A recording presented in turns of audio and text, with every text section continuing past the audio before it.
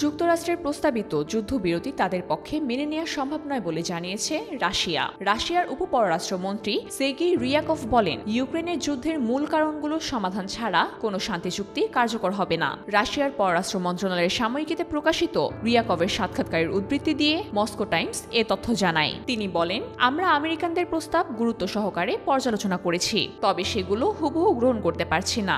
জানুয়ারিতে দ্বিতীয় মেয়াদে ক্ষমতায় আসার পর থেকেই মার্কিন প্রেসিডেন্ট ডোনাল্ড ট্রাম্প ইউক্রেন রাশিয়ার যুদ্ধের অবসান করতে চেয়ে আসছেন। তবে রাশিয়া ও ইউক্রেনের মধ্যে তার প্রশাসনের আলোচনায় এখন পর্যন্ত তেমন কোনো অগ্রগতি হয়নি। উল্টো সম্প্রতি ওভাল অফিসে ট্রাম্পের সঙ্গে ইউক্রেনের প্রেসিডেন্ট ভলাদিমির জেলেনস্কির বৈঠকের পর যুদ্ধ আরও তীব্র হয়েছে।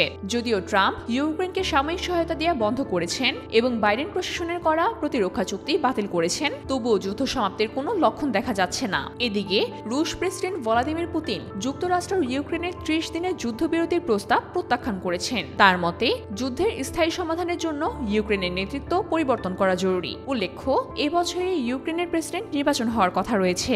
অন্যদিকে এনবিসি নিউজকে দেয়া এক সাক্ষাৎকারে ট্রাম্প বলেন, ইউক্রেনের নেতৃত্ব নিয়ে পুতিনের সন্দেহ এবং জেলেনস্কির অপসারণ চাওয়ায় তিনি ক্ষুব্ধ। তবে ক্রেমলিন জানিয়েছেন, ট্রাম্পের সঙ্গে আলোচনা করতে পুতিন প্রস্তুত। ট্রাম্পও আশা প্রকাশ করছেন যে পুতিন শান্তি চুক্তির জন্য প্রয়োজনীয় পদক্ষেপ গ্রহণ করবেন। রিয়াকভ বলেন, 30 দিনের যুদ্ধবিরতি ছাড়া যুক্তরাষ্ট্র বা ইউক্রেনের তরফ থেকে যুদ্ধের ইতি টানার কোনো লক্ষণ মস্কো দেখছে না। তিনি আরও বলেন, এই যুদ্ধের মূল কারণগুলো সমাধান করা হয়নি। মার্কিন প্রস্তাবনায় এসব কারণের কোনো স্থানও নেই। রাশিয়া বারবার মূল কারণ শব্দগুচ্ছের উপরে জোর দিচ্ছে। পুতিনের মতে, রাশিয়ার নিয়ন্ত্রণে থাকা ইউক্রেনের অঞ্চলগুলো থেকে ইউক্রেনে সরে যাওয়া এবং তাদের ন্যাটোতে যোগ দেওয়ার চেষ্টা ত্যাগ করেই শান্তির পূর্বশর্ত। তবে গত বছরের জুনে তিনি এই অবস্থান স্পষ্ট করেন। পরিস্থিতি যেদিকে এগোচ্ছে তাতে যুক্তরাষ্ট্রের প্রস্তাবে যুদ্ধ থামার সম্ভাবনা কম, বরং রাশিয়া নিজেদের অবস্থানে অটল থেকে ইউক্রেনকে আরও চাপ বৃদ্ধি করতে পারে বলে বিশ্লেষকরা মনে করছেন।